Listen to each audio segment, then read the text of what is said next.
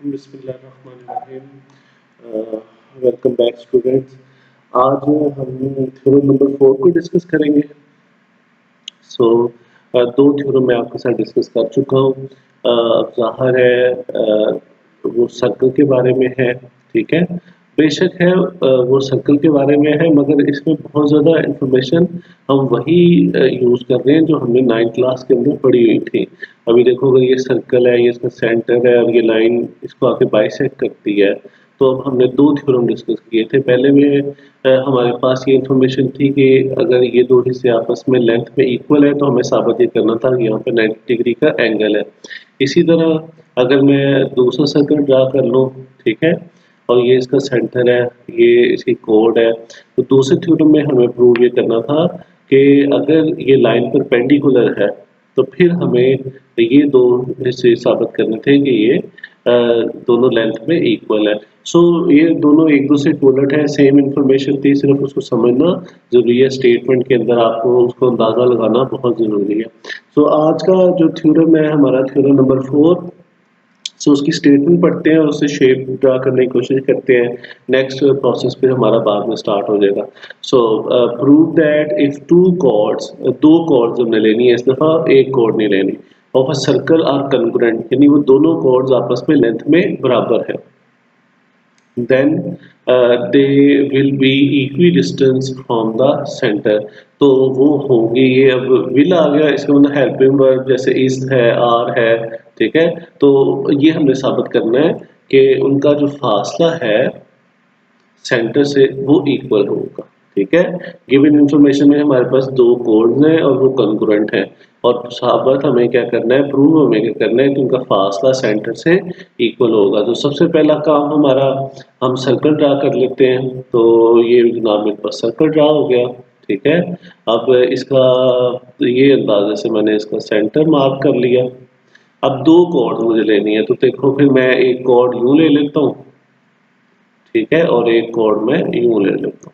वैसे आप किसी भी डायरेक्शन में ले सकते हो, ठीक है, बुक में डिफरेंट डायरेक्शन में भी हो सकते हैं। बस मेन मकसद हमारा ये है कि दोनों जो कॉर्ड्स हैं वो हमारे पास लेंथ में इक्वल होंगे, चूंकि उन्हें कंग्रुएंट लिखा हुआ है, ठीक है। तो अब हमें प्रूव क्या करना है, प्रूव ये करना है कि अगर ये सेंटर को मैं ओ का नाम दे दूँ तो ओ से सी डी का फासला और ओ से जो ए बी का फासला है वो आपस में इक्वल होगा। तो जहाँ पे ये सी डी के ऊपर आके मिलती है, इसको मैं अगर एच का नाम दे दूँ और इसको मैं के का नाम दे दूँ, तो ये फिर मेरे पास आ जाएंगे। अच्छा, यहाँ पे मैं आपको एक बात बता दूँ, आपने 9th में एक डेफिनेशन पढ़ी होगी, एक पॉइंट से किसी लाइन का फासला, तो हमें पढ़ा था कि वो परपेंडिकुलर डिस्टेंस हम हमेशा लेंगे। हालांकि फासला तो ये भी है, मगर शॉर्टेस्ट डिस्टेंस जो सा है वो परपेंडिकुलर डिस्टेंस होगा और उसको ही हमेशा कंसिडर किया जाएगा। तो यहाँ पे भी जब मैं ये फासला ले रहा हूँ तो जो मेरे जहन में एक चीज़ है कि ये जो डिस्टेंस है ये परपेंडिकुलर डिस्टेंस होगा जो सेंटर से लाइन की तरफ जाएगा। ओके जी, अब कुछ एसेंशियल चीज़ें जो हमारे थ्योरम के रिलेटेड ज़रूरी होती हैं उनको हम देख लेते हैं। तो सबसे पहले चीज़ हमारा गिवन आता है, ठीक है। गिवन में हमें दिया हुआ है टू कॉर्ड्स। चलो यहाँ से स्टार्ट नहीं करते, हम यहाँ से स्टार्ट करते हैं। Circle with centre O and chords A B and C D are congruent। ये मेरे पास आ गई। अब इससे ज्यादा इंफॉर्मेशन इसने कोई दी नहीं है, इससे ज्यादा फिर मुझे भी अभी समझ नहीं आ रही मैं और क्या लिखूं। टू प्रूव हमें क्या करना है, हमें ये प्रूव करना है कि इस सेंटर का इस जो कॉर्ड है इससे फासला इक्वल है। तो इस फासले को मैंने ओ के का नाम दिया, तो यानी मुझे प्रूव करना है मेजरमेंट ओ के इक्वल होगा मेजरमेंट ओ एच के। कंस्ट्रक्शन में मैंने क्या करना है, अब देखो कंस्ट्रक्शन में अगेन सबसे जरूरी चीज हमारे पास ट्रायंगल्स नहीं है, तो मैं किसी ना किसी तरीके से ट्रायंगल क्रिएट करूंगा। तो मैं करूंगा ओ को ए से भी मिला दूंगा और ओ को सी से मिला दूंगा। तो इससे देखो मुझे दो ट्रायंगल यहाँ पे मिल गए हैं। तो इन दो ट्रायंगल्स को जब मैं आपस में इक्वल प्रूफ कर दूंगा तो यहाँ से फिर मुझे बहुत फायदा होगा। तो join sorry construction join A and C with O नहीं ना, ये हमारा आ गया। अब ये मैंने एक जनरल सी इंफॉर्मेशन आपके साथ शेयर की है। यहाँ पे मेरा मकसद आपको समझाने का ये है कि जो मेरे थ्योरम का पहला हिस्सा है जिसमें जो गिवन होता है उसके अंदर मुझे जो इंफॉर्मेशन दी गई है वो ये बताया गया है कि दो कॉर्ड्स है और वो कंकरेंट है आपस में, और जो चीज़ मुझे प्रूव करनी है वो प्रूव करनी है कि उनका जो फासला सेंटर से है वो इक्वल है। कंस्ट्रक्शन वो प्रोसेस होता है जिसमें हम ट्रायंगल्स क्रिएट करने की कोशिश करते हैं जो कि एक्सपेक्टेडली कंग्रुएंट को प्रूव कर सके हम। तो उसके उसके लिए फिर मैंने ओ को ए और सी से मिला दिया। अब देखते हैं जो मैंने टाइप किया वह उसमें हम क्या करते हैं। तो देखो ये हमारा थ्योरम नंबर 4 आ गया जो मैंने टाइप किया है। अब हमारे पास वही ज़ाहिर इंफॉर्मेशन तो वही है, हमारे पास दो कॉर्ड्स हैं जो कंग्रुएंट हैं और उनका फासला जो सा है जो सा हमने प्रूव करना है कि उनका फासला इक्वल होगा। ठीक है जी।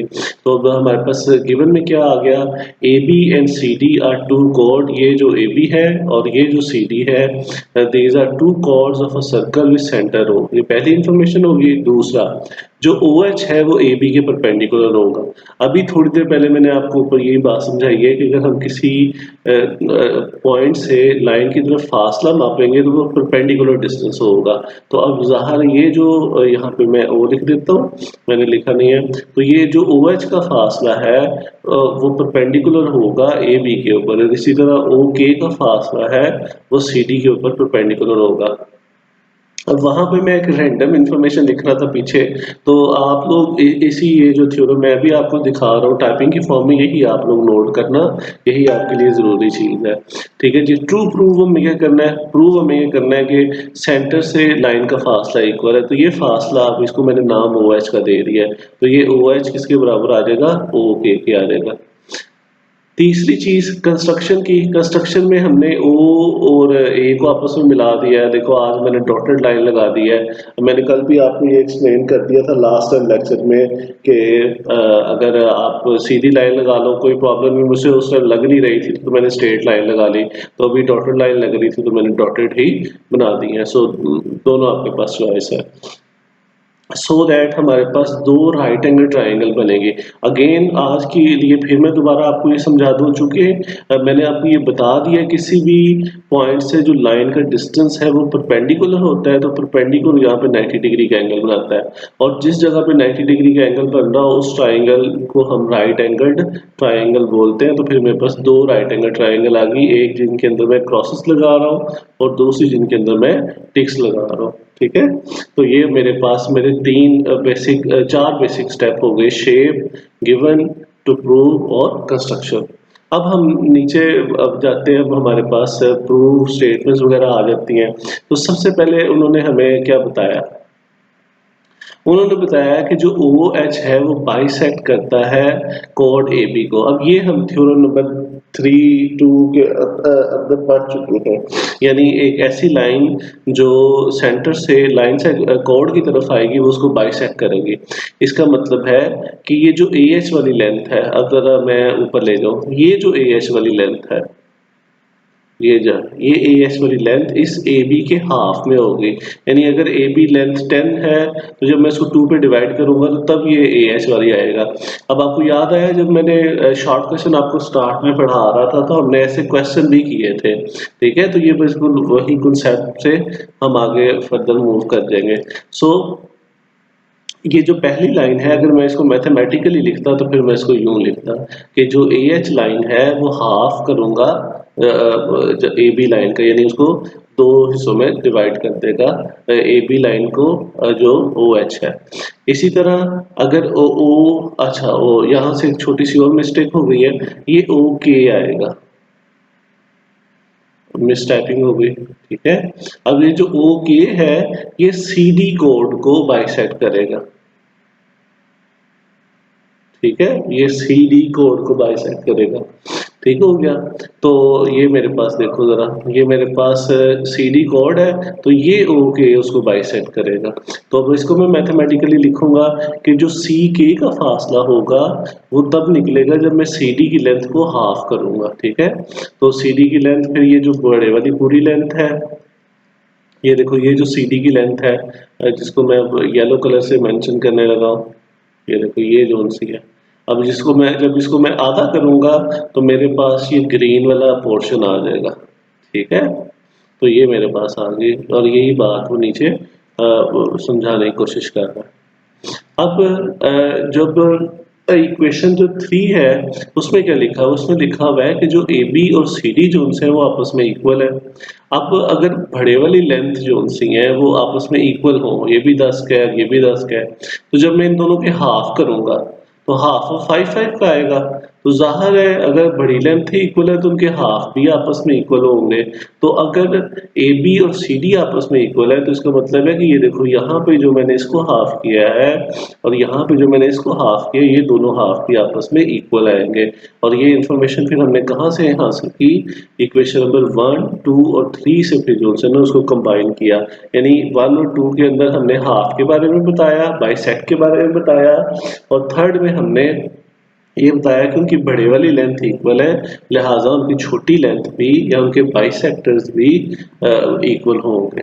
तो ये अब हमारे पास एक बहुत ज़रूरी रिजल्ट है। इसको पहले मैंने इसलिए प्रूव किया ताकि जब मैं दो ट्राइंगल को इक्वल करने वाला हूं तो वहां पे ये काम आएगा। ओके, अब हमारे पास दो ट्राइंगल आ गए जिनको हमने इक्वल करना है। ठीक है, तो सबसे पहले हमने लिख दिया कि हाइपोटेनियस ओ ए ओ सी के इक्वल है।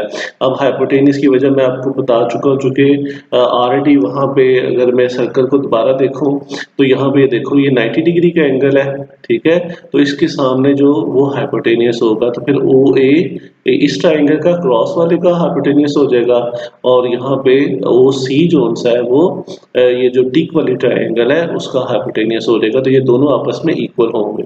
अब ये दोनों जब इक्वल होंगे तो देखो रीजन में लिखा हुआ है ये सेम सर्कल के रेडियई हैं। तो सेम सर्कल के रेडियई कैसे होंगे, ये देखो जो भी लाइन सेगमेंट सेंटर से सर्कमफ्रेंस की तरफ किसी पॉइंट की तरफ जाएगी तो वो रेडियस होगा। तो ये देखो ये दोनों सेम ही डेफिनेशन को फॉलो कर रहे हैं।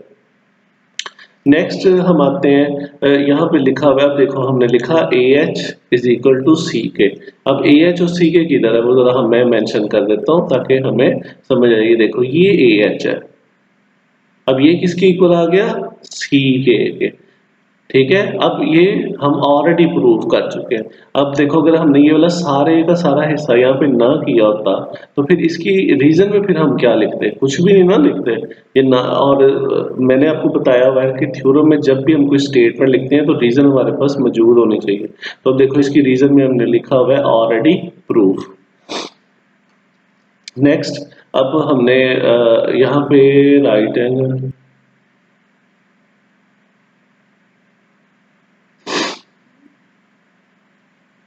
ठीक है जी।